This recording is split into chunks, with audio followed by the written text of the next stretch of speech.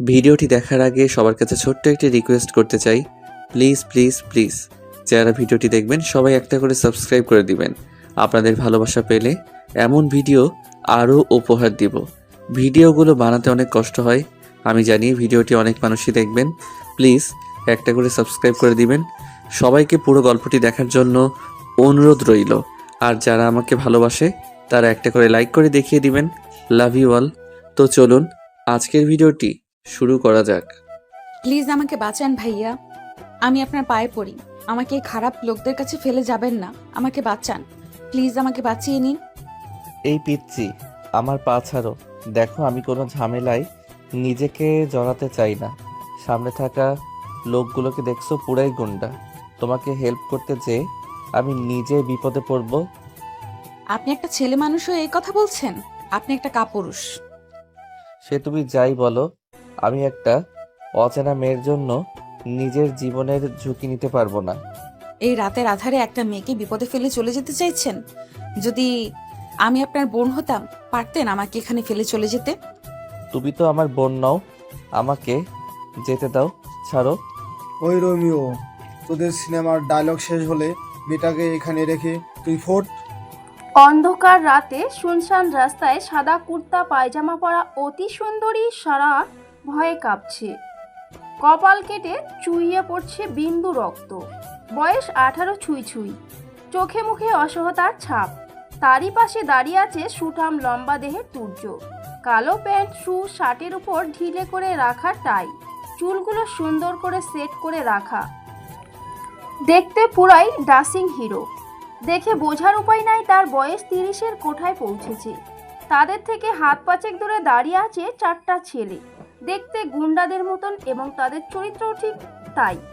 মারপিট, ছিনতাই, চুরি করেই তাদের দিন পার হয়। সঠিক কোনো ঠিকানা নাই। তাদের মধ্যে একজনের নাম রাহাত, সে ওদের দলের লিডার।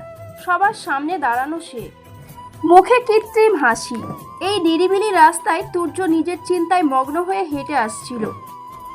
হঠাৎ মেয়েটা দৌড়ে এসে পড়ে তার পায়ের সামনে। মেয়েটা বাঁচার আশা খুঁজে পায়। সাথে 4টে ছেলে দৌড়ে এসে থামে ওইখানে।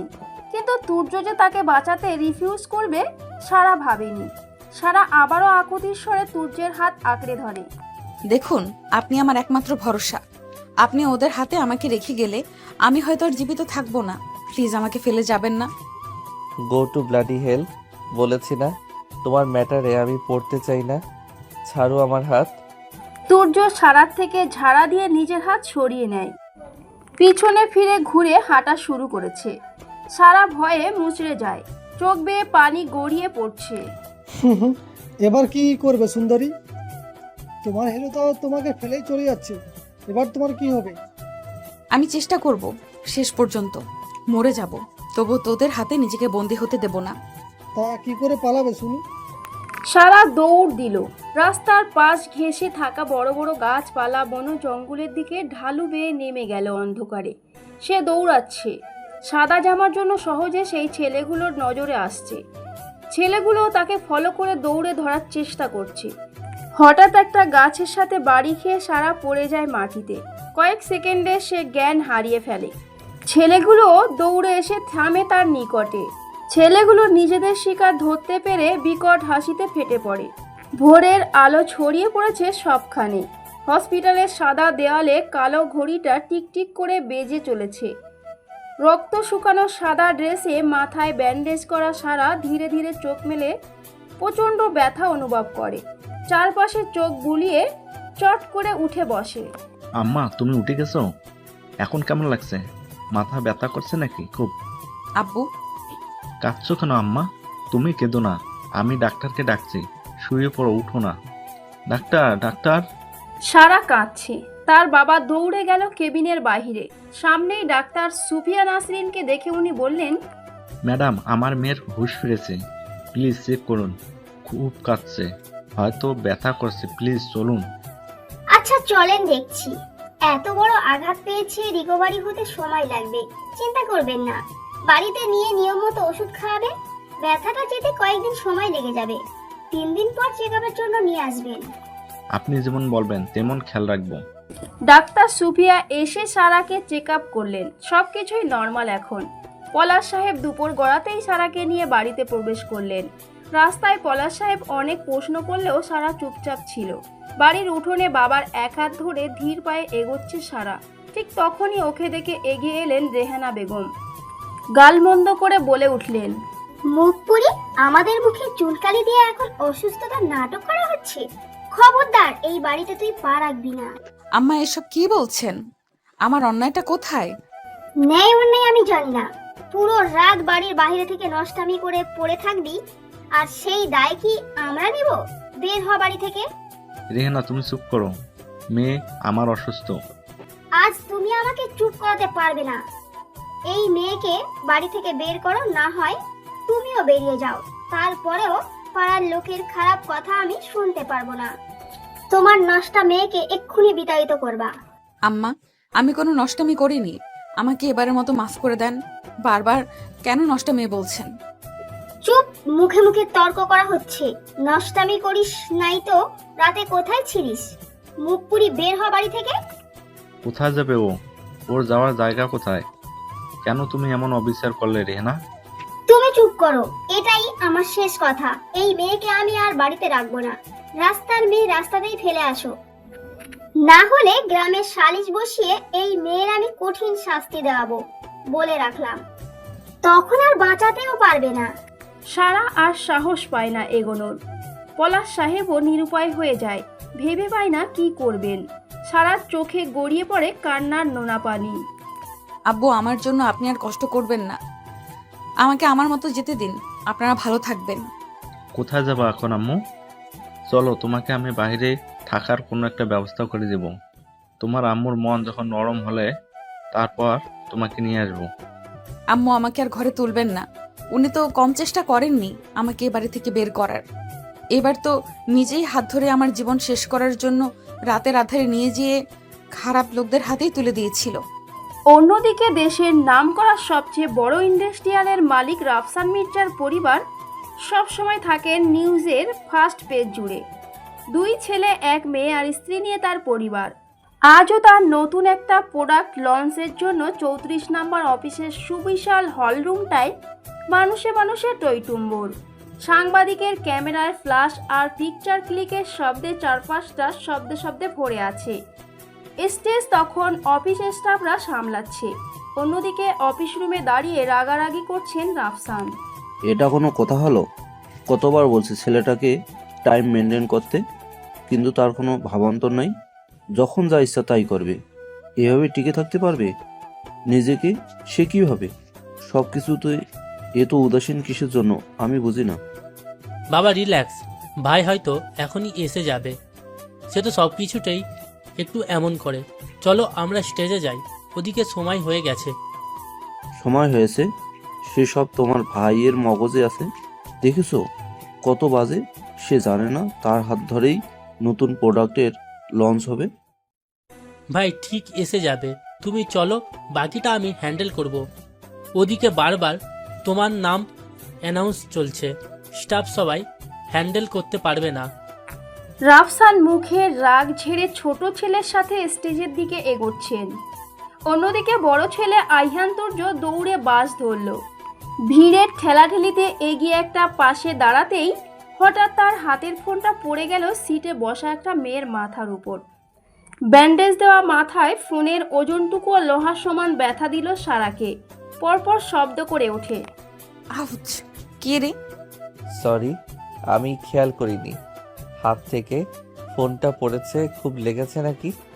সারা ফোনটা ধরে মাথা তুলে তুর্যকে দেখতে পেয়ে চমকে ওঠে। তুর্য সারাকে দেখে অবাক হয়ে যায়। তুমি গত রাতের সেই মেয়েটি না? আপনি ফোন নিন। আমাকে এখানে জীবিত দেখে নিশ্চয়ই খুশি হন নাই। এজন্য আবার আমার মাথায় নিজের ফোনটা ফেলে আমাকে মারতে চেয়েছেন। কিন্তু তোমার মাথায় এত ব্যান্ডেজ কেন? সামান্য তো কপাল কাটা ছিল, তারপর তো পুলিশ। সারা তুর্যকে কথা ফিনিশ করতে দিল না। চরম রাগে তার শরীর জ্বলে ওঠে, চোখ ভরে ওঠে পানিতে, তবে গড়িয়ে যায় না। তুর্য অবাক হয়। সারা যেন কোনো আহত বাঘিনীর ন্যায় গর্জে ওঠে। আপনার মতো কাপুরুষ আমি দুটো দেখিনি। সামান্য একটু হেল্প চেয়েছিলাম, কিন্তু আপনি পিঠ দেখিয়ে চলে গিয়েছিলেন। আপনার জন্য আমার আজ এই হাল, আপনাকে আমি কখনোই মাফ করব না। আপনি একটা খারাপ লোক। তুমি কিন্তু এখন আমাকে ইনসাল্ট করছো, নিজের দোষ আমার উপর চাপাচ্ছ। তুমি কেন এত রাতে একা বাহির হয়েছো? নিজে বিপদ ডাকবে আর দোষ দিবে অন্যের? Not fair. আপনার মতো বাজে লোকদের সাথে আমি কথাও বলতে চাই না। এই পিচ্ছি বারবার আমাকে বাজে বাজে বলবে না। বলবো। কি করবেন আপনি? এই মামা দাঁড়ান, আমি এখানে নেমে যাব। তুর্য কথা শেষ করতে পারে না, তার স্টেশন এসে পড়ে। তুর্য নেমে যায়। সারা বসে বসে ভাবছে তার বাবা অবশেষে কোনো উপায় না দেখে এক বন্ধুর বাড়িতে তাকে পাঠাতে চাইছে, যদি কোনো সাহায্য পায়। রেহেনা বেগমের অগোচরেই তাই তো অসুস্থ ছাড়া এই শহরে একাই একটা ঠিকানার উদ্দেশ্যে বেরিয়ে পড়েছে। অন্যদিকে সময় মতো অফিসে ঢোকে তুর্য। সবার নজর আর ক্যামেরা তার দিকেই। চাপা গুঞ্জন শুরু হয়েছে। তুর্য সরাসরি স্টেজে উঠে এসে নিজের বাবার পাশে দাঁড়ায়। রাফসান সাহেবের চাপা গলার স্বর। এত লেট করছো কেন? তুমি জানো না আজ কতটা ইম্পর্টেন্ট দিন? গাড়িটা গত রাতেই নষ্ট হয়ে গেছে, তাই হেঁটে হেঁটে অফিসে আসতে লেট হলো। তোমার এই উদ্ভট কথা আমাকে বিশ্বাস করতে হবে? তোমার কি একটা গাড়ি আর কি সব ড্রেস আপে চলে এসেছো? তোমার টাইটা পর্যন্ত নাই, সিম্পল শার্ট আর একটা প্যান্ট। এটা কোনো কথা হলো? ও দেখেছো, আমি ভুলে গেছি ড্রেস আপ করতে। এখন যে করে আসবো? মস্করা করো আমার সাথে? সেই সাহস কি আমার আছে? তাহলে যে ধরে মাথা থাকবে না। ওহে বাবা, প্লিজ স্টপ দাও। ভাই টাইমে এসেছে, এটা অনেক। তুমি ইভেন্ট ফোকাস করো, সবাই ওয়েট করছে। হ, এখন তো আমারই দোষ। যাই হোক, প্রেজেন্টেশন ক্লিয়ার। প্রোডাক্ট সম্পর্কে কি কি বলতে হবে ভুলে গেছি। তুর্য, আমাকে রাগিও না। ওখানে পেপারস রাখা আছে, দেখবেই বলবে। আমি তোমার নাম অ্যানাউন্স করতে বলছি। রাফসান সাহেব টেনশনে আছে। তাইহান মুচকি হাসে। তুর্য বরাবরের মতোই কালো একটা শার্ট আর নর্মাল প্যান্ট পরে আছে, পায়ে শুজ। বরাবরেরই মতো চুলগুলো সেট করে রাখা, দেখতে অনেক সুন্দর। কথাও বলে অনেক সুন্দর করে। তুর্য স্টার্ট করে। সবাই মুগ্ধ হয়ে পুরো সময়টা তার কথা শোনে, রিপোর্ট করে, প্রোডাক্ট সম্পর্কে প্রশ্ন উত্তর শেষ করে। সবটাই নিজের তৈরি প্রেজেন্টেশন উপস্থাপনে রাফসান সাহেব বরাবরের মতোই চমকে যান। I am of. এবার আপনারা আমার বাবার মুখ থেকেই বাকিটা শুনুন। বাবা, সে সামথিং। ইয়া, তো আপনারা সবটাই জেনে নিয়েছেন আমাদের নতুন প্রোডাক্ট সম্পর্কে। আমি আজকে এই খুশির দিনে একটা নতুন ঘোষণা দিয়ে আপনাদের আরও চমক দিতে চাই। আপনারা সবাই জানেন আমার বড় ছেলে আইহান তুর্য এই বছরের টপ বিজনেসম্যানের খেতাবটি নিজের ঝুলিতে নিয়েছেন। সেই খুশির সাথে আরও একটি খুশি সংবাদ হলো 12 সেপ্টেম্বর আমার বড় ছেলে আইহান তুর্যের আপদ। আপনাদের দোয়া কামনা করছি। তুর্য নিজের বাবার হাতে মাইক দিয়ে স্টেজ ছাড়ছিল। তার বাবা হঠাৎ এমন ঘোষণায় তার পা থমকে যায়। চমকে ঘুরে তাকায় তার বাবার পানে। একবার নজর ঘোরায় সামনের উপচে পড়া লোকেদের ভিড়ে। হঠাৎ তার বিয়ের ঘোষণায় সাংবাদিকের ছবি তোলা ক্লিক যেন বেড়েই চলেছে। সাথে বেড়ে চলেছে বিয়ের সম্পর্কিত প্রশ্ন। রাফসান বড় ছেলের দিকে তাকিয়ে একটা হাসি ছোড়ে। তুর্য দ্রুত ওখান থেকে বেরিয়ে পড়ে। অন্যদিকে, প্লিজ আমাকে একটু ঢুকতে দিন। আমি আপনাকে রিকোয়েস্ট করছি। আমি শুধু একটি বার মালিকের সাথে কথা বলতে চাই। না গো মা, আমি তোমাকে ঢুকতে দিতে পারবো না। বাইরে কোনো মানুষকে ঢুকতে দেওয়া করা নিষেধ। তোমার যদি সাহায্য লাগে চিঠি লিখে রেখে যাও, আমি পৌঁছে দিব। না না, আপনি আমাকে যা ভাবছেন তা নই। আমি কোনো অর্থ সাহায্য চাই না। আমাকে আমার বাবা পাঠিয়েছেন। তোমার অসুস্থতা দেখে ভালোভাবে বলছি, তোমাকে ঢুকতে দিব না। যাও যাও, বড় সারি গাড়ি আসছে, সরো রাস্তা থেকে সরো। সারা এক পাশে দাঁড়ায়। দাঁড়িয়ে থাকতেও তার কষ্ট হচ্ছে, মাথাটা ব্যথায় টনটন করছে। কালো একটা লাক্সারিয়াস গাড়ি গেটের সামনে আসে। দারোয়ান কাশেম দ্রুত গেটটা খুলে দেয়। গাড়িতে বসা তুর্যের চোখ রাস্তায় বসে পড়া মেয়েটার দিকে যেতেই সে লক্ষ্য করে গাড়ির উইন্ডো খুলে কাশেমের উদ্দেশ্যে বলে, চাচা, ওই মেয়েটা এখানে কি চাই? স্যার অনেকক্ষণ থেকে অপেক্ষা করছে, বারবার বলছে এই বাড়ির মালিকের সাথে দেখা করতে চাই। আমি ঢুকতে দেইনি। কোথাকার কোন ফকির মিসকিন হয়তো সাহায্য চাইবে। এটা তো ওই মেয়েটাই, বাহিরে সন্ধ্যা নেমেছে, আবারও কি বিপদ ডেকে আনবে? স্যার, বারবার যেতে বলছি তবুও যায় না। অসুস্থ মাইয়া মানুষ, কড়া কথা বলতেও মায়া লাগে। কি করব? আচ্ছা, ওনাকে ঢুকতে দেন, হয়তো বাবার সাথে কোনো প্রয়োজন আছে। আপনি যখন বলেছেন ঠিক আছে। তুর্য আবার গাড়ি নিয়ে ভেতরে চলে যায়। পার্কিংয়ে রেখে পায়ে গটগট শব্দ তুলে নিজের ঘরে ঢুকে পড়ে। সারা ছিল অন্য পাশে বসা। কাশিম এগিয়ে আসে। মেয়ে, তোমার কি খুব খারাপ লাগছে? না চাচা, ঠিক আছি। আপনার স্যার কি বললেন? আমার কথাটা কি একটু বলেছেন? হ্যাঁ বলছি, তোমাকে ঢুকতে বলেছেন। তবে মালিক রাফসান স্যার আসতে অনেক রাত হবে।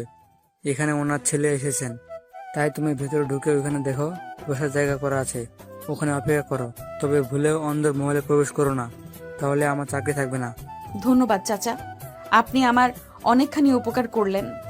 যদি ওনার সাথে দেখা না পাই, রাতটুকু আমি এখানে থাকতে চাই, তারপর না হয় সকাল হলে চলে যাব। হ্যাঁ বুঝতে পারছি, একা মেয়ে মানুষ, রাত বিরাতে এমন চলাফেরা করা ঠিক না। যাও যাও, এই গেটের ভিতর তুমি সেফ থাকবে। কাকপক্ষীয় অনুমতি ছাড়া এখানে প্রবেশ করতে পারবে না। বোঝোই তো, বড়লোক মানুষজন, সেফটি আগে। চাচা, আমাকে একটু পানি দিয়ে উপকার করবেন, গলাটা শুকিয়ে কাঠ হয়ে গেছে। তোমাকে দেখে আমার মায়ের কথা মনে পড়ে গেল। আমারও তোমার মতো একটা মেয়ে আছে। দাঁড়াও, আমি পানি দিচ্ছি, না খাও। তোমার নাম ঠিকানা বলো, আমার লিখে রাখতে হবে। ধন্যবাদ চাচা। সারা তখন অপেক্ষা করতে করতে ঘুমিয়ে পড়েছে বসার বেঞ্চেতেই। চাঁদের আলো আর কৃত্রিম আলোয় চারপাশটা অদ্ভুত সুন্দর হয়ে উঠেছে। পাশ থেকেই কোনো বিদেশি ফুলের ঘ্রাণ ভেসে আসছে। সূর্য তখন নিজের ঘরের ব্যালকনিতে দাঁড়িয়ে সিগারেটের ধোঁয়া ওড়াচ্ছে। হঠাৎ চোখ যায় নিচে গুটিসুটি দিয়ে শুয়ে থাকা একটা বাচ্চা মেয়ের দিকে। দূর থেকেও অদ্ভুত সুন্দর লাগে তার কাছে। মনে হচ্ছে কোনো অদূরে বিড়াল ঘুমিয়ে আছে। পরম যত্নে তাকে কোলে তুলে নিলেই যেন আরেকটু আরাম পেয়ে ভালো ঘুমাবে। সূর্য নিজের ভাবনার উপর নিজেই অবাক হয়। তোর কি মাথা খারাপ হলো তুর্য? এসব কি ভাবছিস? মেয়েটা কোথাকার কে, তার জন্য এত ভাবনার কি আছে? তুর্য, তুমি ফিরেছো, আমাকে ডাক দেবে না? মাম্মা, তুমি হয়তো রেস্ট করছো, তাই ডিস্টার্ব করিনি। রুমে বসো, আমি আসছি। সূর্য দ্রুত নিজের হাতে সিগারেটটা ডাস্টবিনে ফেলে রুমে এসে মায়ের পাশে সোফায় বসে। টুরানি বেগম একটু অবাক সুরে বললেন, তোমার বাবা তোমার বিয়ের অ্যানাউন্স করলো, ব্যাপারটা কি? আমি তো এসবের কিছুই জানি না। আমিও কিছুই জানি না মাম্মা, বাবা এমন একটা ট্র্যাপে ফেলবে বুঝতে পারিনি। আচ্ছা ঠিক আছে, তবে আমারও মতামত একই। বয়স তো হলে এবার বিয়েটা করে নাও। বিয়ের সংসার জীবনের একটা অংশ বাবা। আমি তো না বলিনি, কিন্তু তোমরা যাদের পছন্দ করো তাদের কাউকেই আমার পছন্দ হয় না মাম্মা।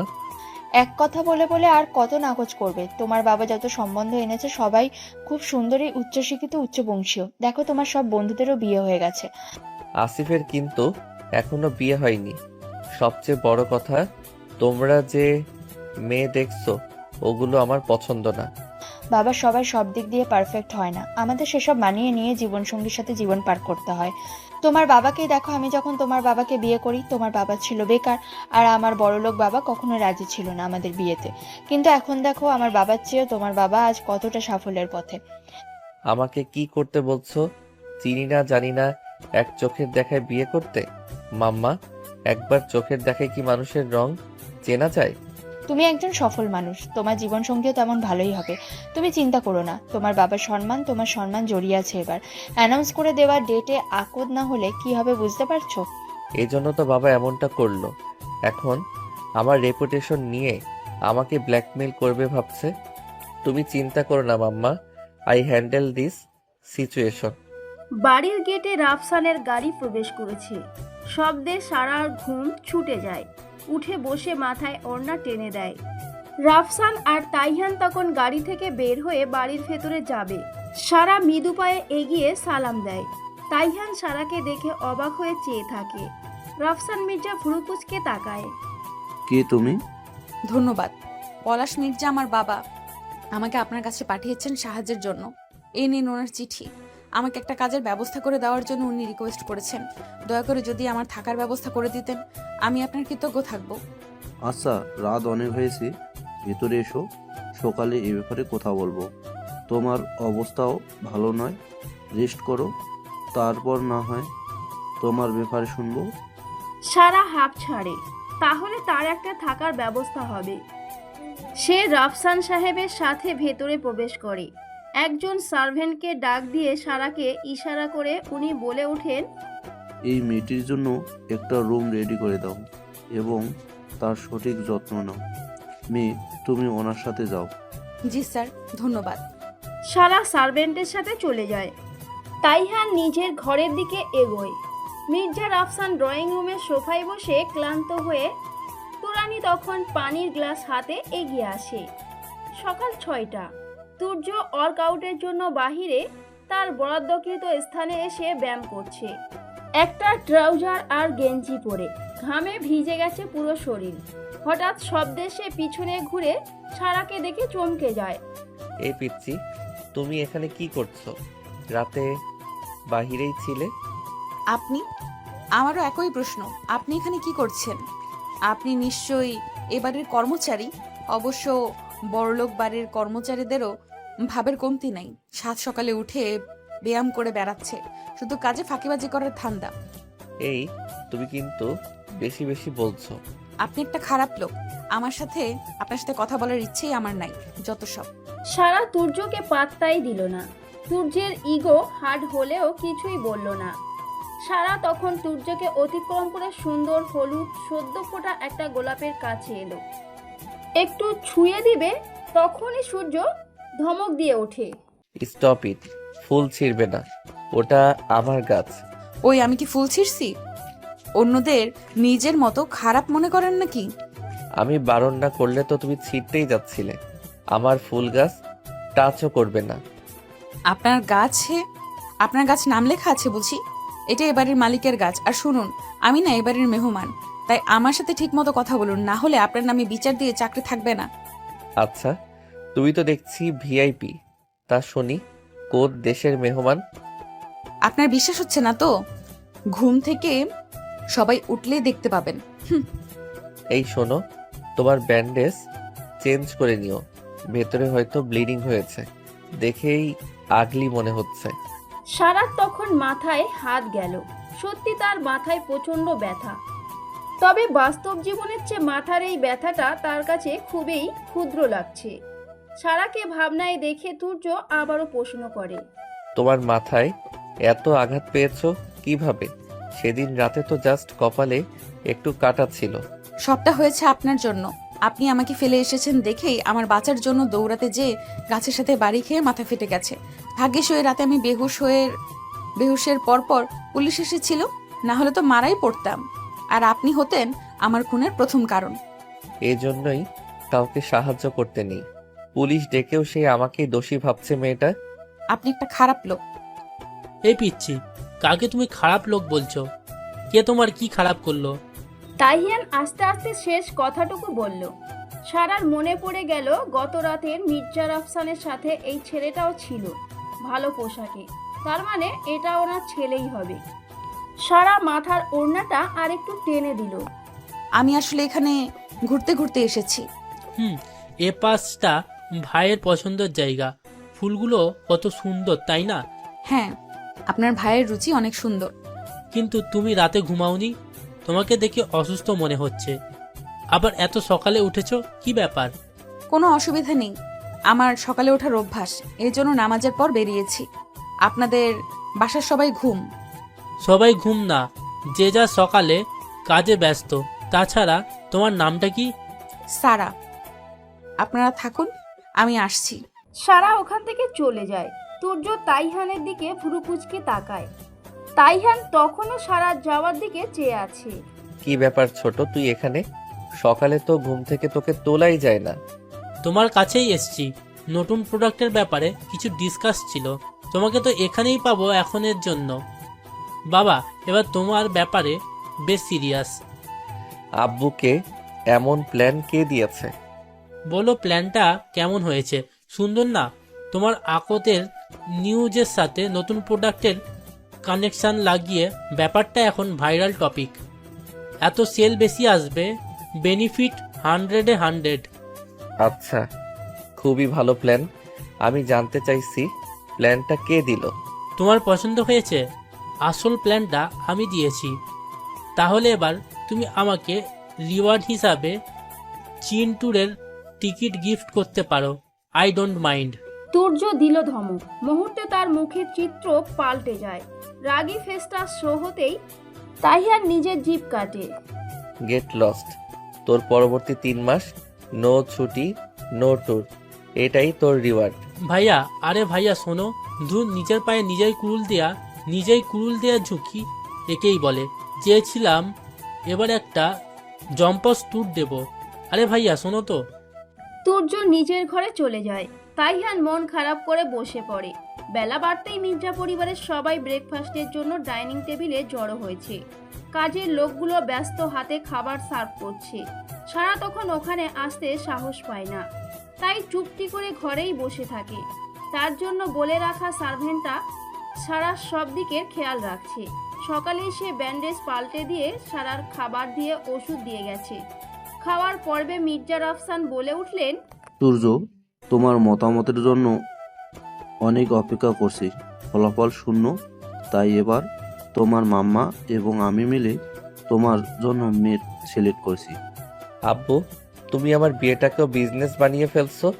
আমার কিছু আলাদা প্ল্যান থাকতে পারে, এটাও ভাবো নাই? বাবা, ভাইয়া কোনো মেয়ে পছন্দ করে না, আর ইনভেস্টিগেশন একদম ক্লিয়ার। তোর মুখ বন্ধ না করলে থাপ্পড় খাবি। আব্বু, আমি তোমাদের পছন্দ মতো বিয়ে করতে পারবো না। আমার সময় চাই। সময় তোমাকে অনেক দেওয়া হয়েছে, আর দিতে পারবো না। ঠিক করা 12 সেপ্টেম্বর তোমার আপদ হবে, এটাই ফাইনাল। কিন্তু আর কোনো কিন্তু নয় তুর্য। গত রাতে তোমার আব্বুর সাথে ডিসকাস করেছি। আমরা দুজন মিলে অ্যাশকে ঠিক করেছে। মেয়েটা বিদেশি ডিগ্রিধারী, দেখতেও বেশ, তোমার সাথে সব দিক থেকেই মানাবে। মাম্মা, তুমিও যা ইচ্ছা করো, আমি আর কিছুই বলবো না। রাগ নিয়ে খাবার ফেলে উঠে চলে যায় তুর্য। তাইহান মুচকি হাসে। রাফসান সাহেব দীর্ঘশ্বাস ফেলে। গত রাতের মেয়েটা কোথায়? খাবার টেবিলে ডাক দাও। একজন সার্ভেন্ট দৌড়ে গেলেন, সারাকে নিয়ে আসে। সারা তখন নোংরা কাপড় চেঞ্জ করে নিয়েছে। দেখতে অনেক স্নিগ্ধ লাগছে। এমনিতে সে অনেকই সুন্দরী। তাইহান মুচকি হাসি দিয়ে পাশে বসার ইশারা করে। সারা বসে। তোমার কোনো অসুবিধে হয়নি তো মেয়ে? না স্যার। এই মেয়েটাকে, তোমার নাম কি মেয়ে? আমার নাম সারা। পলাশ মির্জা আমার বাবা। কুসুমপুর গ্রাম থেকে এসেছি। ও, পলাশ ভাইয়ের মেয়ে। তোমার মা বাবা ভালো আছেন? ওনারা ভালো আছেন ম্যাডাম।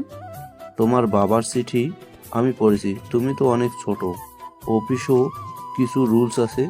তোমার জন্য আমি একটা পোস্ট ক্রিয়েট করে দেব। তাহিয়ান, তুমি তাহলে সারাকে নিয়ে অফিসে এসো, আর এ বাড়িতেই না হয় থাকো। ধন্যবাদ স্যার। ব্রেকফাস্ট করে নাও। আমরা শেষ। আমি উঠি। তুরানি, রুমে আসো তো, কিছু ফাইল সাইন করতে হবে। সারা এবং তাইহান একসাথে অফিসে আসে। তাইহান খুব গল্প করছে সারার সাথে। সারাও বেশ কথা বলছে। অল্প সময়ে দুজন বেশ ফ্রেন্ডলি হয়ে যায়। হঠাৎ সারা কারোর সাথে ধাক্কা খেয়ে পড়ে যেতে নেয়। সাথেই কোমর টেনে ধরে কেউ। ঘটনার আকস্মিকতায় সারা চমকে যায়। মাথার সাথে সাথে চোখ দুটো দেখছি নষ্ট করে ফেলছো। এমন কেয়ারলেস মানুষের এই অফিসে কোনো জায়গা নাই। ধাক্কা দিয়ে সারা তুর্যকে নিজের থেকে সরাতে চেয়েও পারল না।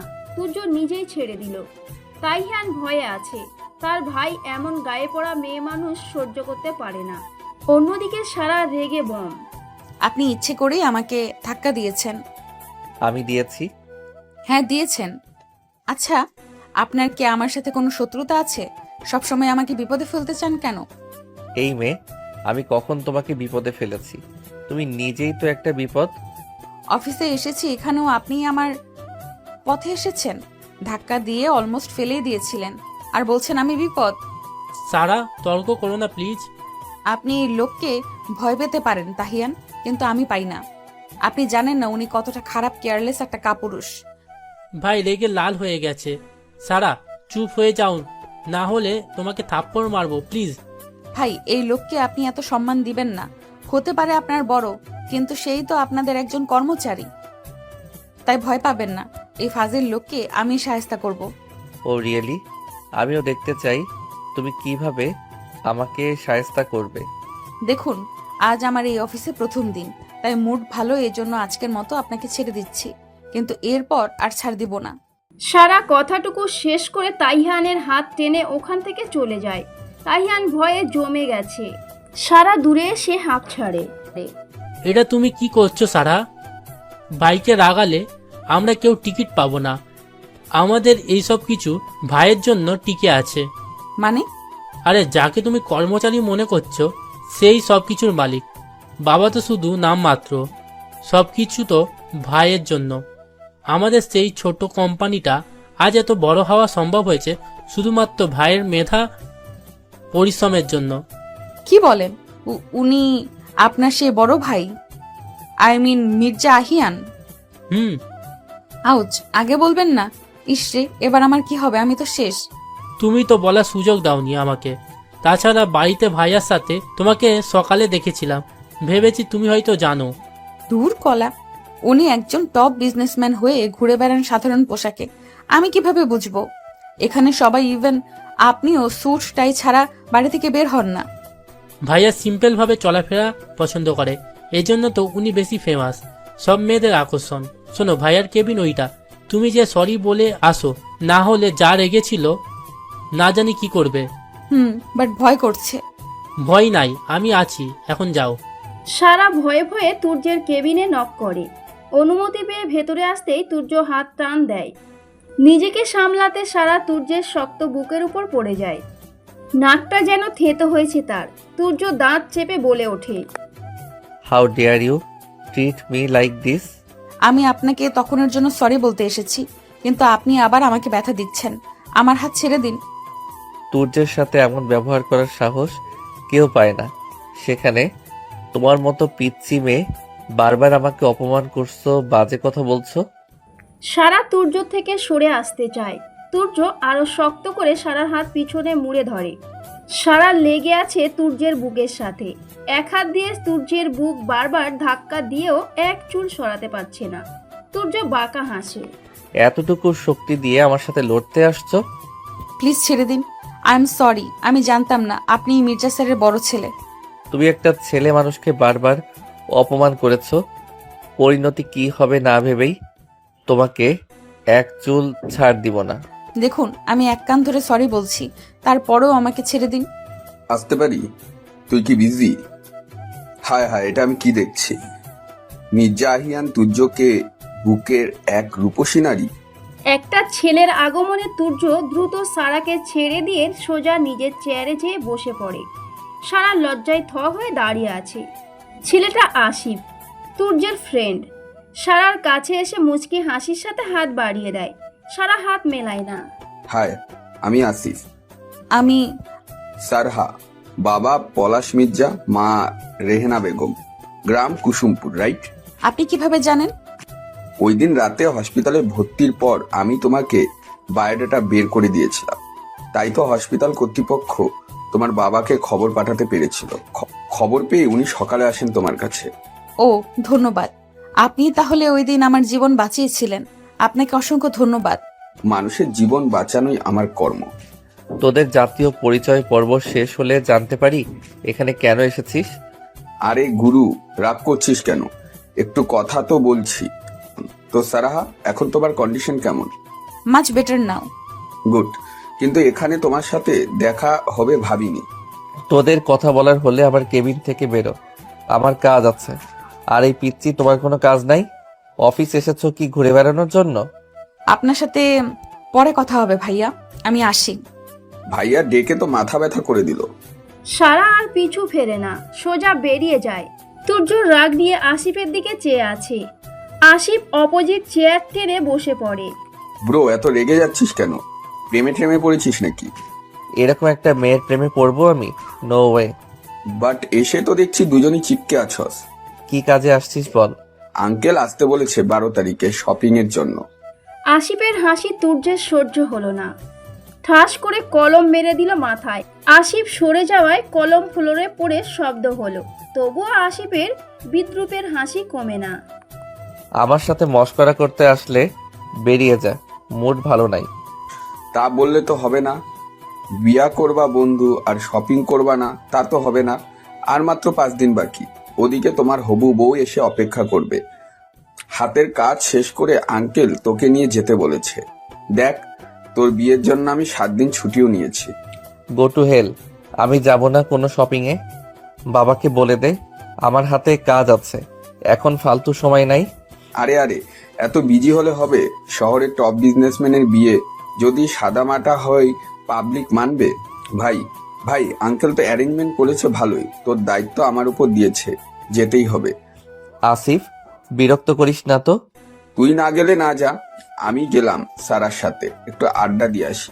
মেয়েটাকে জোশ লাগছে। ভাবছি তোর বিয়ের পর আমিও এবার বিয়েটা করে নেব। আর কতদিন সিঙ্গেল থাকবো বল? আশিফ উঠে চলে যেতে নিলে তুর্য দাঁড়িয়ে পড়ে। বস, কফি অর্ডার দেই। তোর কফি খেতে খেতে আমি হাতের কাজগুলো শেষ করে একসঙ্গে বেরোবো। আরে না, তুই না বললি যাবি না? আমি আঙ্কেলকে বলে দিব তোর সময় নাই। আমি একটু যাই, সারার সাথে কথা বলে আসি ভাই। এখন আমার মুড হয়েছে যাব, মানে যাব। আর ওই মেয়ের সাথে তোর এত কিসের কথা? তাছাড়া তোর সাথে ওর যায়, তোদের বয়সেরও লং গ্যাপ। এমন মেয়ে তোর জন্য পারফেক্ট নয়। সে আমি বুঝে নিব, তুই তোরটা দেখ। তুই তোর কাজ শেষ করে বের হ, আমি বাহিরেই আছি। আশিফ বেরিয়ে যায়। তুর্য বসে পড়ে নিজের চেয়ারে। সে মনে মনে ভাবে সারার ব্যাপারে তার এমন মনোভাব এবং ব্যবহার সবটাই বাচ্চামি ছাড়া কিছুই নয়। এখন তো তার এমন বাচ্চামি ভাবনার বয়সও নয়। তুর্য আর কাজে মনোযোগ দিতে পারে না। সে পকেটে দুটো হাত গুজে বেরিয়ে আসে কেবিন থেকে। তাইহানের কেবিনে ওরা 3 জন বসে বেশ গল্প সল্প করছে। তুর্যকে আসতে দেখে 3 জনই চুপ হয়ে যায়। এত দ্রুত তোর কাজ শেষ? আর কিছু থাকলে কর, আমাদের হাতে সময় আছে। চল, আমার কাজ শেষ, এসে বাকিটা দেখব। ও আচ্ছা, সারা চলো। 1 মিনিট, সারা কোথায় যাবে? আমিও যাব ভাইয়া, বাবা আমাদেরও যেতে বলেছে, কিন্তু তোমার ফেস দেখে মনে হচ্ছে আমাদের তুমি নেবে না। আব্বু বললে চল, আমি আর কি বলবো, সব তো আব্বুর মতামতই হচ্ছে। গট গট শব্দ তুলে তুর্য বেরিয়ে যায়। গাড়ির ব্যাক সিটে বসে পড়ে তাহিয়ান এসে ওর পাশে বসে। তুর্য ভুরু কুচকায়। সে ভেবেছিল সারা মেয়ে মানুষ, ওকে হয়তো পিছনে বসতে দিবে, কিন্তু তাহিয়ানকে দেখে তুর্য খুশি হতে পারে না। তাহিয়ান তুর্যের নজর দেখে মেকি হেসে বলে ওঠে, আসিফ ভাইয়া বলেছে আমাকে এখানে বসতে, সারা সামনে বসবে, আসিফ ভাইয়া ড্রাইভ করবে। সারা অসুস্থ, তুই সামনে যা, ওকে এখানে পাঠা। পরে কোনো অসুবিধা হলে আব্বু তোকেই ধরবে। তাইহানও ভেবেছে তুর্যের কথা সত্য। সামনের চেয়ে পিছনের সিটে আরাম করে বসতে পারবে সারা। তাহিয়ান সামনে চলে যায়। আশিফ আর সারা পরে আসে। আসিফ সারাকে সামনে বসাতে চেয়েও পারে না। বাধ্য হয়ে মন খারাপ করে ড্রাইভারের সিটে বসে আসিফ। শপিং মলে পৌঁছাতেই দেখে অলরেডি দাঁড়িয়ে আছে এস নামের মেয়েটা। ওয়েস্টার্ন ড্রেসে কালারফুল চুল আর বড় বড় নেল ডিজাইন। হাই হিল পরে তাকে তুর্যের সমান লম্বা মনে হচ্ছে। আসিফ হাত নাড়ে। হ্যালো এস, কি খবর? ফাইনালি তোমরা এসেছো। আমি অনেক সময় ওয়েট করেছি। কেমন আছো তুর্য? আই এম ওকে। তাহিয়ান ভাইয়া, এটাই ওই মেয়ে। কি নির্লজ্জ দেখেন, কেমন ড্রেস পরে আছে, হাতের নখ দেখে মনে হচ্ছে রাক্ষস। তুমি ঠিক বলেছো সারা, কিন্তু জোরে বলো না, শুনতে পেলে তোমার হাল খারাপ করবে মির্জা আহিয়ান তুর্য। আমাদের গ্রাম হলে এই মেয়েকে পাগল বলে মেরে গ্রাম থেকে তাড়িয়ে দিত। আর গ্রামের শাপলা চাচি দেখলে তো হইছে, এই মেয়ের বিয়েই হতে দিত না। যত সম্বন্ধ আসতো চাচি তাদের সামনে বদনাম করতে করতে হাঁপিয়ে যেত। ইন্টারেস্টিং, বাট এখানে এসব নর্মাল। হাই সোসাইটির লোকজনের চলাফেরা একটু ডিফারেন্ট। তুমি আস্তে আস্তে অভ্যস্ত হয়ে যাবে। আসিফ, আমার হাতে টাইম কম, তোদের যা শপিং 30 মিনিটে শেষ কর। এস এগিয়ে এসে তুর্যের হাত ধরতেই তুর্য নিজের হাত ছাড়িয়ে নেয়। এস হাসার চেষ্টা করে। মাত্র 30 মিনিটে কিভাবে হবে তুর্য? আমার একটা ড্রেস চুজ করতে কমপক্ষে 1 ঘন্টা লাগবে। ট্রায়াল দিব, দেখবো, তারপর না সুন্দর লাগবে। আরে এস, চিন্তা করো না, ফার্স্টে আমরা ভেতরে যাই, তারপর দেখা যাবে। এসো, আঙ্কেল কিন্তু তোমাদের ড্রেসের দায়িত্ব আমাকে দিয়েছে। এখন বলো, তুমি শাড়ি নেবে নাকি lehenga? Sari? So old. Asif brother, এখানে মেয়েরা শাড়ি পরে নাকি? তবে তুমি পরবে না আমার ধারণাতেই ছিল। এনিওয়ে, মির্জা আহিয়ানের ওয়েডিং ড্রেস হবে latest brand new couple dress. চলো দেখি কোনটা তোমার পছন্দ হয়। আসিফ বেশ বিরক্ত হয়। তার দুজন মেইড এনেছে সাথে, তাদের সাহায্যে ড্রেস পরে পরে ট্রায়াল দিচ্ছে। তুর্য আনমনে বসে নিজের ফোন স্ক্রল করে যাচ্ছে। তাইহান ছেলেদের পোশাকের অলডে যেয়ে পোশাক চুজ করছে। সারা চুপচাপ দূরে দাঁড়িয়ে আছে। আর কত সময় লাগবে আসিফ? তোর বউয়েরই তো কিছু পছন্দ হয় না। এই নিয়ে 4টা ড্রেস পরে দেখে একটা সমস্যা বের করেছে, এখন আবার আরেকটা নিয়ে চেঞ্জিং রুমে গেছে। ওকে, তুই এখানে থেকে হেল্প কর, আমি 5 মিনিটে আসছি। আরে শোন, তুই আমাকে ফাঁসিয়ে যেতে পারিস না বন্ধু। শোন না, বিয়েটা তোর। তুর্য কথা শোনে না, সোজা হয়ে দাঁড়িয়ে পকেটে ফোনটা পুরে নেয়। সারার কাছে সে একটা হাত ধরে টেনে বেরিয়ে আসতে আসতে বলে, এখানে খাম্বার মতো দাঁড়িয়ে থেকে পায়ে ব্যথা না করে আমার সঙ্গে চলো। আরে আরে কি করছেন? আমার হাত ছাড়ুন, কোথায় যাচ্ছি আমরা? গেলেই দেখতে পাবে, এত প্রশ্ন করো কেন? সারা আর কথা বলে না, তুর্যের সাথে পা মেলায়। তুর্য হাত ছাড়ে না। কিছু দোকান পেরিয়ে একটা দোকানে যায়। কর্মচারী তাসরিফ দৌড়ে আসে। স্যার ভালো আছেন? আসেন স্যার, বসেন, কি খাবেন? একটা শরবত আর একটা রং চা।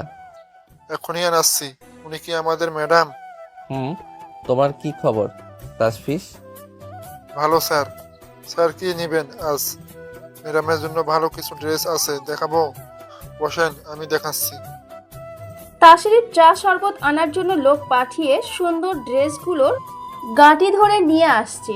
সারা তুর্যের পাশের চেয়ারটায় বসে ফিসফিস করে বলল, এখানে আপনার পরিচিত? হ্যাঁ, তোমার কি কি লাগবে ওকে বলো। এসেছো থেকে তো তোমাকে মেয়েদের কাপড় ছাড়া পরতে দেখি নাই। তুর্যর কথায় সারা লজ্জা পায়। সে যে বাড়ি থেকে কোনো কাপড় নিয়ে আসেনি, তার মা তাকে সেই সুযোগটুকু দেয়নি। আর বাবার কাছ থেকে আনা সামান্য টাকা সে কাপড় কিনে নষ্ট করতে চায়নি। বাড়ির কথা মনে পড়তেই সারার মনটা খারাপ হয়ে যায়। তবে সে তুর্যকে বুঝতে দেয় না। আমার কিছুর প্রয়োজন নাই, শুধু শুধু আপনি কেন আমার জন্য খরচা করবেন? আমি চাকরি করে যেটা পাবো ওটা দিয়ে না হয়। সব সময় বেশি কথা বলো, এত চিন্তা এত ছোট মাথায় কোথায় রাখো? চুপচাপ নিয়ে নাও। ঠিক আছে, তাহলে সব ঋণ একদিন আপনাকে শোধ করে দিব। পরিশোধ করার কথা বলছো? সেটা আমি সুদে আসলে নিয়ে নিব। After all I am a businessman. এত কাপড়ের মাঝে কোনটা নিব বুঝতে পারছি না। ওকে, আমি সিলেক্ট করে দেই। তুর্য কয়েকটা ড্রেস উল্টে পাল্টে দেখে 4টে ড্রেস সিলেক্ট করলো। তত সময়ে চা শরবত চলে এসেছে। দুজনে পান করে নিল। এগুলো তোমার উপর সুন্দর লাগবে। এত নিবেন না, দুটোই যথেষ্ট। আমি মনে করি 4টাও অনেক কম। আরো কিছু দেখবো, ওদিকটাই চলো। স্যার কিছু বেশ শাড়ি কালেকশন এসেছে, যদি আপনি বলেন। দেখাও, যা তোমার ম্যাডামের পছন্দ হয়। সারা শাড়ি পরতে জানো? মায়ের শাড়ি কয়েকবার লুকিয়ে পরেছি। আবার আমাদের গ্রামীণ মেলায় শাড়ি পরে যেতাম। আমার বাবা আমাকে একটা শাড়ি কিনে দিয়েছিল, বাট ওটা আমার কপালে নাই। মা সেটা পুড়িয়ে দিয়েছিল, এরপর আর কখনো পরা হয়নি। তাসরিফ, ওই কালোটার সাথে আর দুটো দাও। জি স্যার, আপনার তো সব সময় কালো রংটাই পছন্দ। ম্যাডামের শাড়ির সাথে মিলিয়ে আপনার দুটো পাঞ্জাবি দেই। ওকে, বিল করে আনো। ওরা বেরিয়ে পাশের শপে যায়। এভাবে 4-5টা দোকান ঘুরে অনেক জিনিসপত্র কিনে গাড়ির ব্যাকে রেখে এসদের কাছে ফিরে আসে। সারাকে রেখে তুর্য বেরিয়ে যায়। সারা, তোমরা দুজন কোথায় গেছিলে? বুঝলে সারা, বড়লোকের ব্যাপার স্যাপার। দেখো, এর সব ওয়েডিং ড্রেস নেওয়া শেষ হলো, মাত্র একটা আরো নেওয়া বাকি। আমি তো বোরিং হচ্ছি, ওদিকে তুর্য চলে গেছে। তাহিয়ান এখন নাকি তোমাকে নিয়ে যাবে। আমি এখানে ফেসে গেছি। সারা চলো, আমার হয়ে গেছে। এদিকটা আসিফ ভাইয়ার সামনে নেবে। আমার অফিসে অনেক কাজ পড়ে আছে, আর তোমার ও ফার্স্ট দিন, অনেক ঝামেলা। পুরো কান ধরলাম, আর কোনো বন্ধুর বিয়ের দায়িত্ব নিব না। হা আসিফ ভাইয়া মনে করে ডিনার করে নিয়েন। সবে তো সকাল, এখনই ডিনার? তোমার কি মনে হয় এই মেয়ের শপিং আজকে একদিনে শেষ হবে? সামনের দুদিনও রুটিন করে আসবে দেখো। আর আজ বাড়িতে ফিরবেই রাতে। চলো তো আমরা যাই, আমার কেনাকাটা শেষ। তবে আপনার ভাই চলে গেছে, মেয়েটি কিছু মনে করবে না? আরে না, ওর জন্য ভাইয়া 30 মিনিট বসেছিল, এটাই অনেক। এসব ফালতু কাজে ভাইয়া টাইম ওয়েস্ট করে না। আচ্ছা, তোমার জন্য একটা গিফট কিনেছি, নাও। বড়লোকদের বিয়ের টেনশন থাকে কাজের লোকদের উপর, ইভেন্ট ম্যানেজারদের উপর, তাই বিয়ের আগের দিন পর্যন্ত বোঝা যায় না যে এই বাড়িতে বিয়ে। বাড়িটাও সুন্দর করে সাজিয়েছে, তবে বিয়ের আয়োজন সব 5 স্টার হোটেলেই করা হয়েছে, নামি দামি লোকের ভরপুর। 12 তারিখ সন্ধ্যায়। দুরানি, তোমার ছেলে এখনো কোথায় কি করে বেড়াচ্ছে বলো তো? সে কি জানে না আজ তার আখত? কি করে বলবো, আসিফ আছে ওর সাথে, বাড়ি থেকে তো বেরিয়েছে সেই সকালে, এখন দুপুর গড়িয়ে সন্ধ্যা, বউদের আসার সময় হয়ে গেছে। আজ যদি তোমার ছেলে বিয়ে না করে পালিয়ে যায়, আমার মান সম্মান সব শেষ। বুঝতে পারছো কি হবে? এতে জার্নালিস্ট এখানে, এতেও তো মেহমান, সবার সামনে আমার নাক কাটা যাবে। বাবা, আমাকে কেমন দেখাচ্ছে বলো? তোমার ভাই কোথায়? এসদের পরিবারে এখনই এসে পড়বে। ঠিক আছে, স্টেজে যাও, সবার সাথে কথা বলো, পরিচিত হও। তোমার ভাই তো কখনো এগুলো পছন্দ করে না, বাট লোকজনের সাথে পরিচয় না হলে, কথা না বললে বিজনেস টেকাতে কষ্ট। যাও তো, আসছে ভাই ভক্ত। আমি ওদিকটা যাচ্ছি। তখন পলাশ মির্জা এবং ওনার স্ত্রী এবং ছোট কন্যা সুচি এসে উপস্থিত হলো। রাফসান অনেক দিন পর বাল্যকালের বন্ধুকে দেখে বুকে আলিঙ্গন করলেন। কেমন আছো স্যার? আরে কিসের স্যার, তুই কি আমাকে ভুলে গেছিস? না মানে আপনি এখন আমাদের গ্রামের বন্ধু নাই, অনেক বড় হয়েছে, লোকে শুনলে কি ভাববে তাই।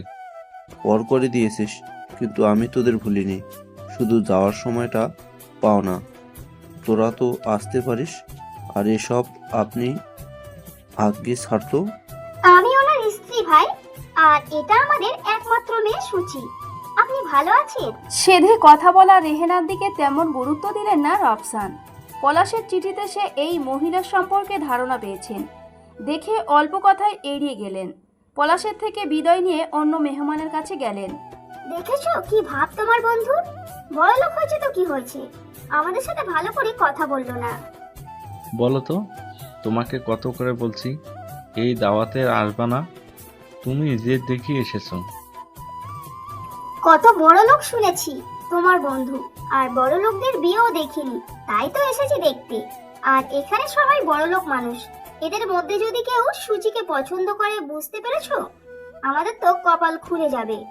তখন তোমার এই এক ল্যাংড়া বানিয়ে চায়ের দোকান দিয়ে বসে থাকতে হবে না। বেশি লোভ করা ঠিক নয় রেহানা। তুমি চুপ করো তো, আমরা ওদিকটা একটু ঘুরে দেখি। আয় তো সুচি। এই সুযোগ রাফসানের কাছ থেকে শুনতে হবে সারা কোথায়। যদি বিয়েতে আসে তাহলে ওর মা দেখে ফেললে আমার আর রক্ষা হবে না। মেয়েটা সেই এসেছে, আর খোঁজও নিতে পারিনি, দেখে যাই। সময় পেরিয়েছে, কনে পক্ষে এসে পৌঁছেছে ওয়েটিং রুমে, অপেক্ষা করছে, অথচ তুর্যের কোনো খোঁজ নাই। চিন্তায় রাফসান ফোন করছে তুর্যের বডিগার্ডদের কাছে, ওনারা বলছে তুর্য আসছে।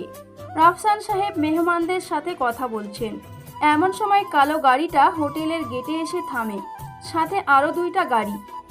ওগুলোকে বডিগার্ড কালো লাল মিশেল কারুকার্যের শেরবানি পরে, মাথায় পাগড়ি বেঁধে তুর্য নিজের ধুতি ছাড়তে ছাড়তে হলরুমে প্রবেশ করছে।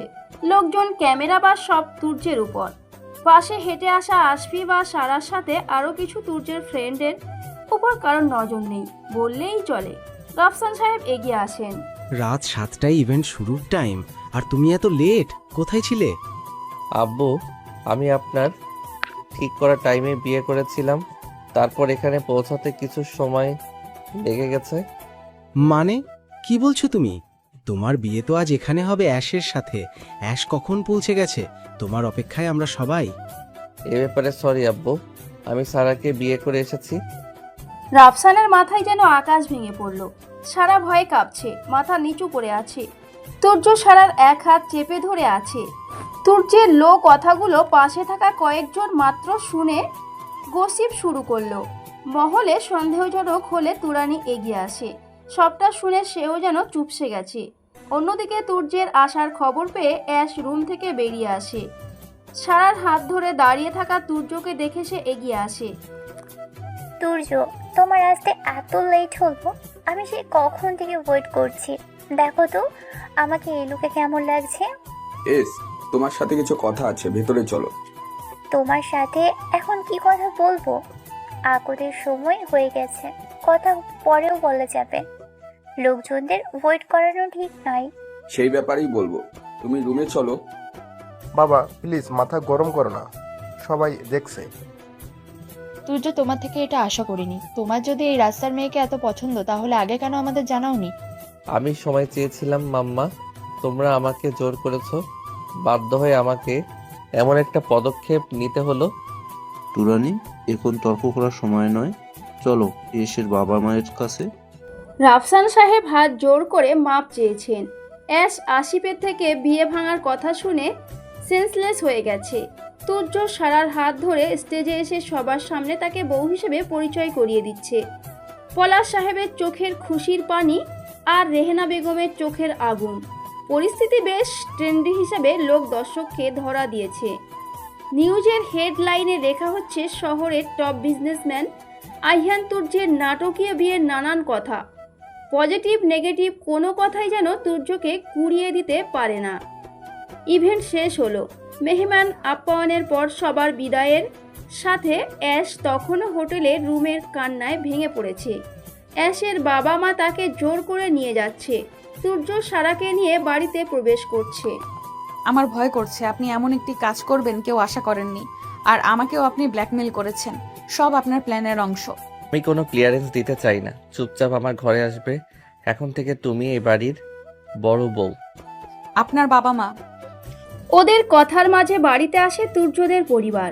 তুরানি বেগম এসেই সারার মুখে একটা থাপ্পড় মেরে দিল। অসুস্থ সারার মুখটা ঝিম ধরে যায়। তুরানি রাগে ফেটে পড়ে। ছোট লোকের বাচ্চা, এই ছিল তোর মনে? আমাদেরকে আমাদের পর আমাদের পেটে ছোড়া মেরেছিস, আর এখনো স্টিলে বাড়িতে ঢুকছিস? মাম্মা, সারা কোনো ভুল করেনি, তুমি চুপ করো। এই মেয়ে কি দেখিয়েছে তোমাকে? আমাদের মান সম্মানের কথা একটাবার ভাববে না? এই সব রাস্তার মেয়েদের স্বভাব এমনই। দুদিনের জন্য বাড়িতে এসে আমার ছেলেটার মাথায় নষ্ট করে দিয়েছে। আব্বু, তুমি প্লিজ মাম্মাকে চুপ করতে বলো। আমি কিন্তু এসব সহ্য করব না। আর এখনো স্টিল এ বাড়িতে ঢুকছিস? কি করবে তুমি? তুমিও শুনে রাখো, এই মেয়েকে কিছুতেই আমি মেনে নেব না। এই বাড়িতে এই মেয়ের জায়গা নেই। তুমি জানো ওর জন্ম পরিচয়? ও একটা জারজ বাচ্চা। এমন একটা মেয়েকে তুমি বউয়ের মর্যাদা দেবে? আমি সব জেনেই ওকে বিয়ে করেছি মাম্মা। তুরানি সোফায় বসে পড়ে। এই মেয়ের প্রতি তার ছেলের এত টান দেখে তিনি আর কথা বলার শক্তি খুঁজে পান না। হঠাৎ এমন বিয়ে তিনি মেনেও নিতে পারছেন না। ভেতরে হাঁসফাঁস লাগে তার। রাফসান সাহেব চুপচাপ নিজের ঘরে চলে গেলেন। সারা কাঁদছে। তুর্য সারার হাত টেনে নিজের ঘরে চলে আসে। আজ সকালের ঘটনা সারা মনে করে। এই সারা, তোমাকে বলেছি না তৈরি হতে? আমি বেরোবো। কিন্তু কোথায় যাবেন আমাকে নিয়ে? গেলেই তো দেখতে পাবে। চুপচাপ চলো, আজ আবার আমার বিয়ে লেট হয়ে যাবে। ঠিক আছে, আঙ্কেল আন্টিকে বলে আসছি। প্রয়োজন নাই, ওনারা সবাই বিজি, তুমি চলো। তারপর তুর্য সারাকে নিয়ে বেরিয়ে পড়ে। বলা বাহুল্য তুর্যের বডিগার্ডগুলো সবসময় তুর্যের সাথেই থাকে। নাম করা বিজনেস টাইকুন সে, তার শত্রুর অভাব নাই, তাই সেফটি ফার্স্ট। সকাল থেকে তুর্য সারাকে নিয়ে অফিসেই কাজ করে কাটায়। লাঞ্চ করে তারপর হাতের কাজ শেষ করে বের হয় সোজা কাজী অফিসের কাছে। সারা, আজ আমাদের বিয়ে। হ্যাঁ, সে তো জানি আজ আপনার বিয়ে, কিন্তু আপনি কিনা আমাকে সাথে করে নিয়ে অফিসের কাজ করে বেড়াচ্ছেন। ওদিকে হয়তো সবাই আপনার অপেক্ষা করছে। আমি তোমাকে বিয়ে করতে চাই, এসব আমার পছন্দ নয়। কি বলছেন এসব? আমি আপনাকে বিয়ে করতে পারবো না। আপনি আমার সম্পর্কে কিছুই জানেন না। আপনার মতো বড়লোক ছেলের সাথে আমাকে মানাবে না। তোমার সম্পর্কে সবই জানি। তুমি পলাশ আঙ্কেলের মেয়ে, বাবার বাল্যকালের বন্ধু উনি। ভুল জানেন। আমি নিজেই জানি না আমার বাবা মাকে। আমাকে আমার বর্তমান বাবা, যে কিনা আপনার পলাশ আঙ্কেল রাস্তায় কুড়িয়ে পেয়েছিল, ওনার দীর্ঘদিন সন্তান হতো না। এর জন্য পরে আমাকে এই মেয়ের মতন লালন পালন করে বড় করেন। আমি কখনো কষ্ট বুঝিনি, কিন্তু যখন আমার বয়স 5 তখন মা কনসিভ করেন। সূর্যের জন্মের পর আমি হয়ে গেলাম সেই রাস্তার মেয়ে, মায়ের দু চোখের বিষ। সারা চোখের পানি গড়িয়ে পড়ে। তুর্য আলতো হাতে মুছে দেয়। তুমি যার সন্তানই হও, তুমি পলাশ আঙ্কেলের পরিচয়ে বড় হয়েছ। তোমার জন্ম নিয়ে সমস্যা নেই, তোমাকে জাস্ট আমি ভালোবেসে ফেলছি। তোমার শুনতে অকওয়ার্ড লাগলেও এটাই সত্য। দয়া করে এসব বলবেন না। আমি আপনার সাথে নিজেকে জড়িয়ে আমার জীবন আরেকবার অন্ধকার ঘরে বন্দি করতে চাই না। আমি তুর্য যা চাই তা সবসময় হাসিল করে থাকি। চলো বিয়ে করব। আপনাকে বললে বুঝতে পারছেন না, আমি আপনাকে বিয়ে করতে চাই না। তুমি যদি আমাকে এই মুহূর্তে বিয়ে না করো, আমি তোমাকে মির্জা মহল থেকে বের করে দিব। তোমার জীবন আবারও ওই অন্ধকারে আটকাতে আমার সময় লাগবে না। সাথে তোমার পরিবারের সবাইকে পথে বসাতে পারি।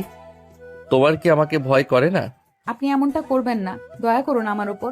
তুর্য কল দেয় কাউকে, সারার দিকে স্থির চেয়ে। আমি অ্যাড্রেস সেন্ড করছি, ওই পরিবারের কাউকে ছাড়বি না। সব কয়টাকে ধরে আটকে রাখ, বাকিটা পরে জানাচ্ছি। ভয়ে সারা তুর্যের হাত ধরে। আমি রাজি, আপনাকে বিয়ে করব, কিন্তু আমার পরিবারের কোনো ক্ষতি করবেন না দয়া করে। বিয়ে তো তোমাকে করতেই হবে। তুর্য যখন চেয়েছে তুমি বিয়ে করবে, বাট ভালো কথাই না করলে আমি বাঁকা পথ বেছে নিতে বাধ্য হব। আমি করব বললাম তো, বিয়ে করতে আমি রাজি, তবুও আমার পরিবারকে কিছু করবেন না। গুড গার্ল, সব সময় আমার বাধ্য হয়ে থাকবে, তাহলে কোনো প্রবলেমে পড়বে না। উইন্ডোতে টোকা পড়ে। আসিফ এসেছে বাইকে করে। তুর্য দৌড় খুলে দেয়। দোস্ত, এখন একবার ভেবে দেখ ব্যাপারটা আদৌ ঠিক হবে কিনা। তোকে যে কাজ দিয়েছি শেষ। দুজনেই বিয়ে আয়, সব রেডি আছে দোস্ত। বিনা বাক্যে তুর্যকে কাজী অফিসে বসে কবুল বলে বিয়ে করে নেয়। বর্তমানে তুর্যের ফুলে সাজানো বিছানাতে এসে বসে সারা। গায়ে জড়ানো ড্রেসটাও তুর্যেরই কেনা।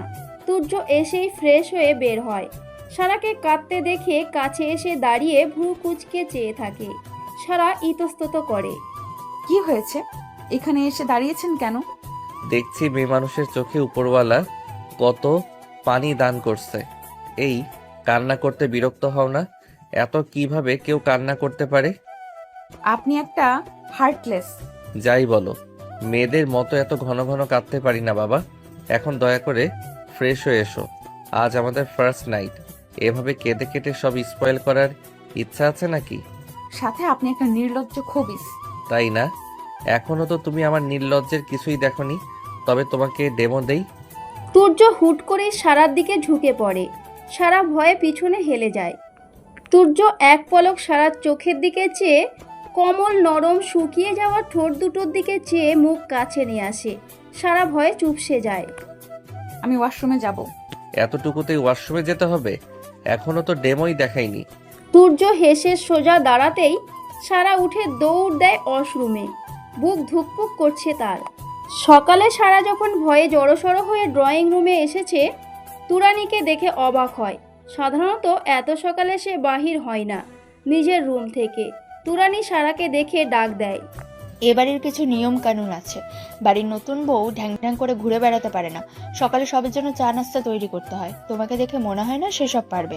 আমি রান্না করতে পারি ম্যাডাম, আমাকে বলে দিন কি কি করতে হবে। পাটায় মশলা পিষে রাখবে। সকালে তো সবাই হালকা খাবার খাবে, সেগুলো করার পর দুপুরেরটা করবে। কিচেনে মেড আছে, তাদের থেকে রান্নার লিস্ট নিয়ে নাও। যে যা পছন্দ করে সেই মতোই রাখবে। আচ্ছা ম্যাডাম। ম্যাডাম একটা কথা ছিল, যদি কিছু মনে না করেন। বলে ফেলো। আপনার কানের দুলটি শাড়ির টানে হয়তো ভেঙে গেছে, আপনার শাড়ির বর্ডারে বেঁধে ঝুলছে। সারা কথাটুকু বলে চলে যায় কিচেনে। তুরানি সত্যি খেয়াল করে তার কানের দামি দুলটা ভেঙে পড়েছে। নতুন শাড়ির ভাঁজে লেগে ঝুলছে। হয়তো পড়ে যেত, ফেরত পেত না। তুরানি ওটা তুলে নেয় হাতে। মনে মনে ধন্যবাদ দেয় সারাকে।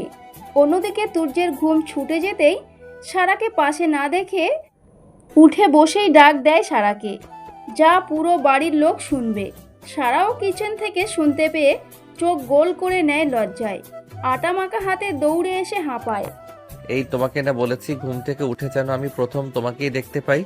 আপনি কি পাগল? এত জোরে জোরে কেন ডাকছেন? সবাই শুনছে, কি ভাববে?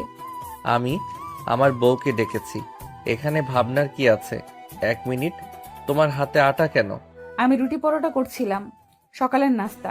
কি বলবেন দ্রুত বলুন, এখনো কয়েকটা বাকি আছে। তুর্য সারাকে টেনে বিছানায় ফেলে দেয়। সারা চমকে যায়। কে বলছে সকাল সকাল কাজের বেটি রহিমা সাজতে? বাড়িতে কতগুলো মেইড আছে, রান্নার জন্য সেই পাচ্ছে। তোমার কেন রুটি করা লাগবে? প্রয়োজনে আমি আরো কয়েকজনকে হায়ার করব। আপনি বুঝতে পারছেন না, নতুন বউদের এসব করতে হয়। আপনি আমাকে ছাড়ুন তো, আমি কিচেনে যাব। নতুন বউ? তাহলে তুমি নিজেকে বউ ভাবছো, বাট আমি কিন্তু বউয়ের বেনিফিট পাচ্ছি না। রাতেও ফাঁকি দিয়েছো। কি অসভ্যতামি শুরু করেছেন? ছেড়ে দিন আমাকে, আমাকে যেতে দিন। তুর্য সারাকে চুপ করে একটা চুমু খেয়ে ছেড়ে দেয়। লজ্জায় সারা দৌড়ে পালায়। লজ্জার হাসি ঠোঁটের কোণে লেগে আছে। সারা এসে পড়েছে তুরানির সামনে। ভয়ে সারার হাসি গায়েব হয়ে যায়। কাজ করতে না পারলে করো না, কিন্তু ফাঁকিবাজি করে নাম করবে আর সবার ব্রেকফাস্টে লেট হবে, এটা আমার পছন্দ না। এবারের সব কিছু টাইম টু টাইম হয়ে থাকে। সরি ম্যাডাম, আমি এখনই কাজ শেষ করছি। মাম্মা, এ বাড়িতে কাজের জন্য মেড রাখা আছে। ও ছোট মানুষ, ওকে কেন এসব কাজ করাচ্ছ? এসে গেছো, বেশ ভালো। শুনে রাখো তুর্য, এবারের বউ হতে গেলে আগে যোগ্যতা অর্জন করতে হবে। মা এসের সাথে আমার দুদিন কথা হয়েছে। ও কিন্তু কফিটুকু বানাতে পারে না। তোমার রাগ আমার উপর? বেশ, তবে সারাকে এসবে টানবে না। সারা, কিচেন থেকে ঘরে যাও। আমার ড্রেসগুলো গুছিয়ে দাও তো আলমারিতে। বলছি, আমি হাতের কাজটুকু করেই না হয়। ধমকে ওঠে তুর্য। ভয়ে সারা কিচেন থেকে ঘরে চলে যায়। তুরানি বেগম রেগে আরো ফুঁসে ওঠেন, তবে ছেলেকে আর কিছুই বলতে পারেন না। সারা ঘরে এসে দেখে কোনো কাপড়ই এলোমেলো নেই। তুর্য যে তাকে মিথ্যে বলে ঘরে পাঠিয়েছে, সারা বুঝতে পেরে আর বের হওয়ার সাহস পায় না। ভাইয়া, মা তো শুধু ভাবিকে টেস্ট করেছিল, তুমি শুধু শুধু রেগে যাচ্ছ। কিসের টেস্ট? আমি জেনে শুনে বিয়ে করেছি না, এরপর আবার কিসের টেস্ট? সারা কোনো বস্তু নয়, আমার ওয়াইফ। তাই ওকে এসব থেকে দূরে রাখবে। ওকে নিজের মতো থাকতে দিবে আশা করছি। তুর্য গটগট শব্দ তুলে বাহিরে চলে যায়। তাইহিয়ান নিজের মাকে ধরে। তুরানি বেগম ছেলের এমন পরিবর্তন দেখে মুচড়ে পড়েন। সারা কাজ না পেয়ে রুমের ব্যালকনিতে এসে দাঁড়িয়েছে। বাহিরেই তুর্য বসে ব্যায়াম করছে। সারা ভেবেছে একটু বিরক্ত করা যাক। তুর্য কারোর সাথে ফোনে কথা বলছে।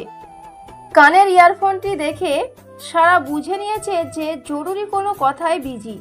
শয়তানি হাসি দিয়ে সারা তুর্যের দিকে একটা কাগজ মুচড়ে দলা করে ছুঁড়ে মারে। তুর্য ভুরু কুচকে ইশারা করে। কি? সারা একটা ফ্লাইং কিস ছুঁড়ে দেয়। তুর্য চোখ বড় বড় করে চারপাশে দেখে। সে অবাক হয়ে যায় সারা তাকে কিস ছুঁড়েছে। সারা তুর্যের ফেস দেখে মজা পায়। অন্যদিকে তুরানি, আমার সকালের চাটা দিতে বলো। তোমার ছেলে ঘুম থেকে ওঠেনি আজ? ওঠেনি আবার? সাত সকালে বইয়ের হয়ে ওকালতিও করে গেছে। কি বলো? ঠিক বলছি। সারাকে বলেছি সকালের নাস্তা তৈরি করতে। তোমার ছেলে এসে দেখেছে, কড়া করে নিষেধ করে গেল। আমি যে ওর মা সেটা ভুলেই গেছে। এই ছেলে কষ্ট করে বড় করছি। তুরানি, তোমার মনে আছে তোমাকে যখন আমি প্রথম বিয়ে করে আনি, তোমার পরিবার মেনে নেয়নি আমাকে? সেই সাথে আমার পরিবারও মা ছিলেন মন বেজার। এই ছেলে কষ্ট করে বড় করছি, সবই মনে আছে। তোমার মা আমাকে কত জ্বালাতন করছে। সাত সকালে উঠিয়ে উঠোন ঝাড়ু দেওয়া থেকে শুরু করে সারাটা দিন আমাকে দিয়ে গাধার খাটুনি খাটিয়েছে। সেসব আমি ভুলবো? মানুষটা মরে গেছে, তবু আমার মনের কষ্ট আমি ভুলতে পারি না। ঠিক বলছো। তখন তুমি রোজ আমার কাছে কান্না করতে।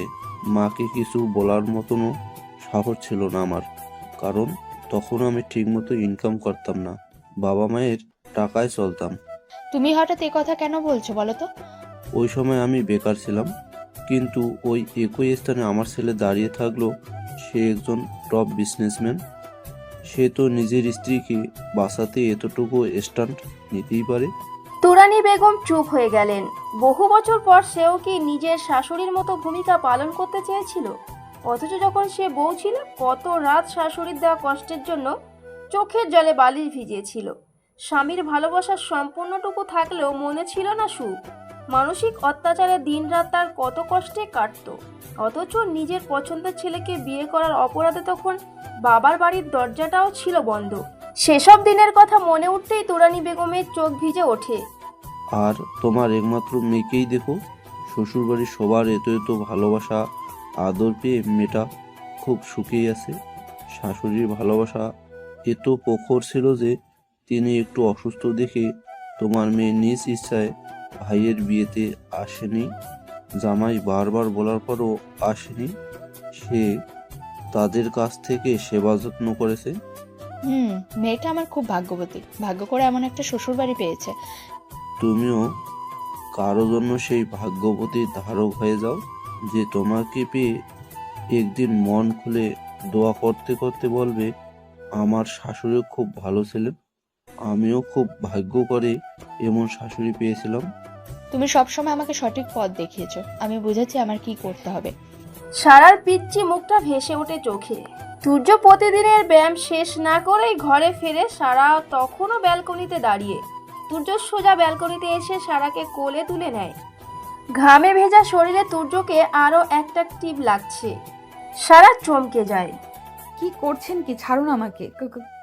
তুমি আমাকে ডেকেছো, দূরে গেলে তোমার ভালোবাসা পাই, আর কাছে আসলে দূর দূর।